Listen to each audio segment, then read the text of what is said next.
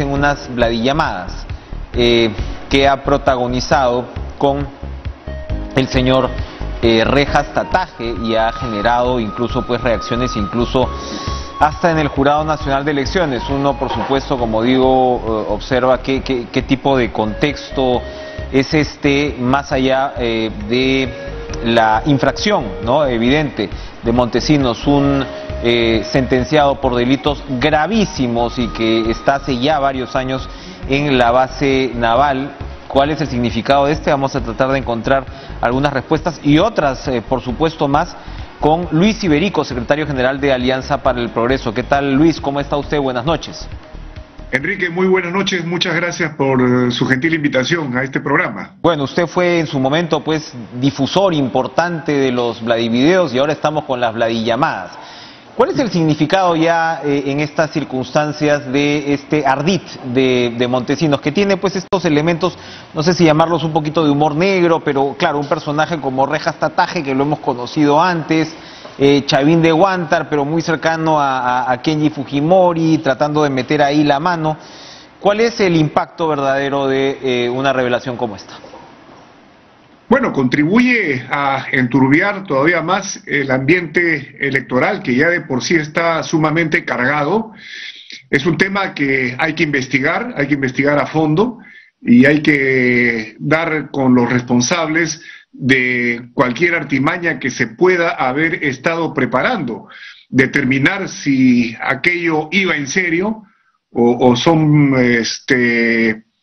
bluffs, como lo dice alguno. Pero de todas maneras hay elementos ahí que hay que tomar en cuenta, ¿no? La forma tan fácil como don Vladimiro Montesinos puede conversar telefónicamente, hablar de temas electorales y hablar de temas que implicarían corrupción si son ciertos, como lo que hemos escuchado. Entonces es un tema que efectivamente tiene que investigarse a fondo y los que tengan que asumir responsabilidades pues tendrán que asumirlas. Evidentemente, hablando de esto, Víctor Rodríguez Montesa, el fiscal supremo, va a jurar mañana como nuevo miembro del Jurado Nacional de Elecciones en reemplazo del señor Luis Arce Córdoba. Y en relación con esto, el Jurado Nacional de Elecciones le ha pedido a la Fiscalía que investigue una supuesta movida, ¿no? Siempre todo esto muy incondicional, en la cual pues el señor Arce iba a ser, se suponía, pues depositario de algún tipo de soborno para manipular los recursos que se están manejando ahora. Por supuesto, el jurado lo ha negado todo. Además, la comunicación de Salas Arenas ha sido muy severa, evidentemente, contra Arce. Y claro, el mismo Arce dispara, barro con ventilador, ¿no?, en su carta. ¿Cómo observa lo que va a ocurrir en el Jurado Nacional de Elecciones en los próximos días, con miras, por supuesto, a lo que debería ser ya una decisión sobre el proceso electoral, ¿no? Mire, yo creo que más allá de estas imputaciones de una y otra parte, es el momento en que el Jurado Nacional de Elecciones tome conciencia de la enorme responsabilidad que tiene en sus manos. No se trata simplemente de contar votos o de decir esta acta vale, esta acta no vale. En las manos del Jurado Nacional de Elecciones, y eso lo acabamos de expresar en un comunicado, está que el futuro presidente o la futura presidenta de la República encuentre un país gobernable, un país con los puentes tendidos y las puertas abiertas para la reconciliación y la unidad en el bicentenario de la independencia. Pero la actuación que viene teniendo este organismo parece muy alejada de esos objetivos tan nobles y profundos, y por el contrario siguen arrojando sombras, siguen generando situaciones en las cuales una parte le dice a la otra golpista, la otra parte le dice a la primera corrupta, y en esos términos no podemos llegar al bicentenario. Entonces yo creo que el Jurado Nacional de Elecciones tiene que actuar, me parece a mí y le parece a Alianza para el Progreso, con mayor transparencia. Si se quiere, como lo dijo el alcalde de Lima ahora, que se exhiban todas las cartas sobre la mesa, pues que se exhiban. ¿Qué miedo hay de mostrar, por ejemplo, las listas de electores para poder comparar? Y si coincide, pues no pasó nada. Y si no hay coincidencias o hay elementos sustantivos que cuestionen un acta o dos o tres o no sé cuántas, pues se anulan. Pero lo que el país exige es transparencia, que no solamente es hacer en vivo, que ya me parece bastante bueno, estas sesiones, sino también mostrar todo lo que se está solicitando dentro de los plazos obviamente establecidos para terminar con un proceso, pero no a trompicones ni a capazos, terminarlo bien, ahora dando la satisfacción y la serenidad que el país necesita. Hablando de eso, Luis, ha llamado la atención que Alianza para el Progreso estuviera ayer entre los partidos que está reclamando una auditoría a la OEA. Hay, por supuesto, herramientas legales digamos, el sistema electoral pone a disposición de ellas. Cuando hablamos de auditoría internacional, estamos hablando de palabras mayores. De otro lado, apareció este estudio bastante completo de Ipsos, que encuentra en realidad un nivel de atipicidades o outliers, en inglés como lo llaman ellos, en mesas, que realmente hace muy difícil que la situación, para ponerlo en términos coloquiales, se vaya a voltear, es decir, que Keiko Fujimori vaya a resultar presidenta. La pregunta es muy directa. ¿Vale la pena embarcarse en todo esto? Se lo dice alguien que en su momento yo mismo he dicho, bueno, de repente el jurado sí debería tener que revisar todo lo que tenga que revisar, pero ese llamado a darle tranquilidad al país no va más bien a terminar ya incrementando la inestabilidad en estas circunstancias. Mire, Enrique, primero señalar, tal como lo indicó el propio César Acuña a través de un Twitter, la presencia de la doctora Gladys Echaíz y de nuestro amigo Daniel Córdoba ha sido a título personal y no llevando una posición del partido político Alianza para el Progreso. Y han estado ahí con todo derecho. Nuestro partido es un partido libre, abierto y democrático, tiene posiciones partidarias, pero respeta que sus miembros eventualmente puedan expresar libremente sus opiniones personales, y eso es lo que han hecho ambos. Este no es un partido estalinista, totalitario, vertical. Y además, el tema de pedir la auditoría, no es que no nos hemos pronunciado ni a favor ni en contra, simplemente no lo hemos discutido siquiera. No lo hemos discutido, no estaba dentro de nuestros esquemas, es una iniciativa respetable de Jorge del Castillo, de Lourdes Flores Nano, y si opinan lo mismo Gladys Echaíz, que nos merece la mayor consideración y el mayor respeto, pues ella es libre de expresarse.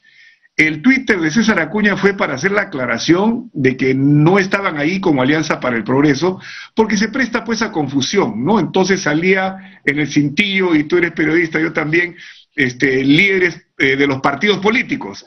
Y ese era el comentario de la prensa, y por supuesto empezamos a recibir llamadas de nuestros dirigentes, de nuestros congresistas electos y actuales, de si esta era una posición y en qué momento se tomó, y se tuvo que hacer con todo respeto la aclaración. Pero repetimos, es una opinión personal de la doctora Gladys Echaíz, que tiene todo el derecho de hacerlo, de expresarse libremente, pero la opinión del partido no es esa, necesariamente no es esa, porque ni siquiera la hemos discutido. ¿Cuál es la opinión del partido con respecto? Usted me acaba de decir, el Jurado Nacional sea más transparente. Eso quiere decir, por ejemplo, que el Jurado Nacional de Elecciones acepte todos los pedidos de impugnación y nulidades, como lo reclama el señor Urbiola, por ejemplo, que lleguen hasta la medianoche. Por ejemplo, ¿esa sí es la posición del partido? Por ejemplo, o sea, no cabe en mi cabeza, no cabe en nuestra cabeza que te hagan un cierre administrativo y no se completen pues los 3 días que señala la ley. ¿Cuál es el problema de decir 4 horas más, hasta las 12 de la noche? Porque yo no sé si esto, como usted bien lo ha señalado y lo dice Ipsos en su encuesta, va a voltear los resultados dramáticamente. Entonces, cuando dejas estos espacios sombríos, cuando no permites traer, oiga, la lista de electores para ver si los que han votado coinciden con los votos de determinada acta, entonces lo que está usted generando, Enrique, es oscuridades, es abrir campos para la especulación y para la duda y lo peor, para el enfrentamiento entre dos posiciones que tienen que aceptar los resultados sean los que fueren, pero para ello va a ser difícil que eso a estas alturas se supere, ¿no cree usted? O sea, es decir, bueno, que el Jurado la Nacional de Elecciones se dé, ¿no? el Jurado Nacional de Elecciones, y me refiero con todo respeto a su presidente y a los otros 3 integrantes, tendrán sobre sus hombros la responsabilidad de lo que ocurra a partir del 28 de julio. Porque Bien. el país va a estar dividido, va a estar polarizado, va a estar enfrentado. Una de las partes, que es la mitad, no va a estar satisfecha, y eso va a generar serios problemas de gobernabilidad al próximo mandatario o mandataria. Eso va a ser yo en quiero ambos decir casos. que sepan aquilatar bien, que sepan apreciar bien el enorme encargo que tienen los miembros del Jurado Nacional de Elecciones. No es una cosa sencilla, no es una cosa fácil, pero tienen que pensar en esa democracia que ellos tutelan como Jurado Nacional de Elecciones, y tienen que pensar hasta como ciudadanos en que está en juego el futuro del país. La gobernabilidad es el gran desafío del momento. Ahora, Luis, Keiko Fujimori no va a tener gobernabilidad per se, ¿eh? No, tampoco, en ese por caso, eso la idea, en ese caso, ¿no? La idea es que haya esa transparencia, nunca es tarde para hacerlo, y quedemos todos satisfechos con el resultado, y comience ya a reintegrarse un país que en este momento está dividido en dos mitades, la polarización, casi perfectas, sí. porque 20.000 o 30.000 o 40.000 votos de diferencia son marginales. El país está partido en dos y esto no puede continuar La así, polarización Enrique. parece insoportable por momentos, pero al mismo tiempo es artificial, ¿no? O sea, tenemos que llegar en un momento en que la polarización no nos digamos, esquine en uno o en otro lado. Y eso tiene que ver precisamente con partidos como APP. Usted acaba de decir que APP no es un partido estalinista. Yo estaba pensando en leninista, a propósito del último post, del señor Cerrón y de el artículo que el señor Castillo ha publicado ahora en El Jacobino, una histórica revista trimestral estadounidense socialista. En fin, pero a lo que voy. A ver, pongámonos más allá de esta discrepancia electoral. ¿Cómo ve la posibilidad de un gobierno de Castillo? Porque el problema que uno observa ahí es que ya habrías pensado que a estas alturas hubiera más luces con respecto al signo de un gobierno con estas características. Y esto, ojo, aparte del voto, el voto es sagrado y vamos a tener que aceptar el resultado final, sea cual sea. Pero hablando de lo que es, lo que sería un gobierno de Castillo, ¿cómo observa usted esa jugada, esa movida, esa indefinición? Tanto Keiko Fujimori como Castillo tienen que entrar sabiendo primero que en la primera vuelta uno obtuvo 13% y el otro no obtuvo ni el 20% de los votos. Y que la segunda vuelta se definió entre dos candidatos en gran parte por el anti y no por el pro, ¿no? Keiko o Castillo tienen que entrar sabiendo que hay una polarización en el país. Y si, dado el caso que tú planteas, entra el señor Castillo y es ungido presidente de la República, tiene dos opciones: o tender puentes y dentro de sus proyectos de gobierno, que nadie se los va a quitar, y de sus propuestas, buscar soluciones intermedias que no generen más polarización, o decide echarle más gasolina al fuego. Entonces, hoy día volvió con el tema de la constituyente, por ejemplo. Ahí hay dos opciones: o con todo el derecho que tiene como presidente de la República, plantea una reforma total de la Constitución que se puede hacer a partir de repente de todas las reuniones, consultas y consensos que él quiera generar con quienes quiera, ¿no es cierto? Puede ser una convocatoria amplia para presentar un proyecto, y como lo manda la Constitución, el Congreso lo delibera, lo debate y aprueba una reforma, o la desaprueba, está en su derecho, o patea el tablero y dice: voy a llamar una asamblea constituyente, que si tú revisas la Constitución política del Estado, no lo puede hacer. No existe, no está en ninguna parte. El artículo 206, guste o no guste, es bastante claro. Toda reforma constitucional debe ser aprobada por el Congreso. Acá no hay asamblea constituyente, con todo el respeto, señor candidato Pedro Castillo. Entonces hay fórmulas que se pueden encontrar de transacción. Nadie se opone a reformas en la Constitución, Y nosotros como APP, a lo largo de la segunda vuelta, César Acuña lo ha estado diciendo, nosotros no estamos en contra de que haya una reforma total, si se quiere, de la Constitución.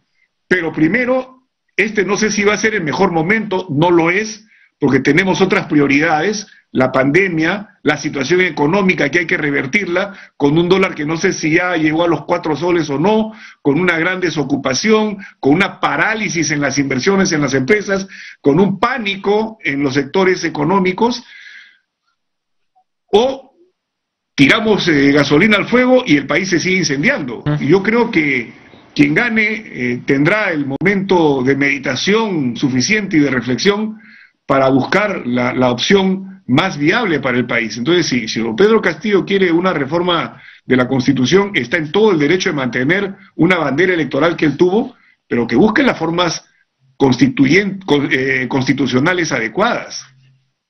Perfecto. Luis Iberico, muchísimas gracias por compartir estas reflexiones hoy en Caracas. Muchas gracias, Enrique. Vamos a continuamos, ¿verdad?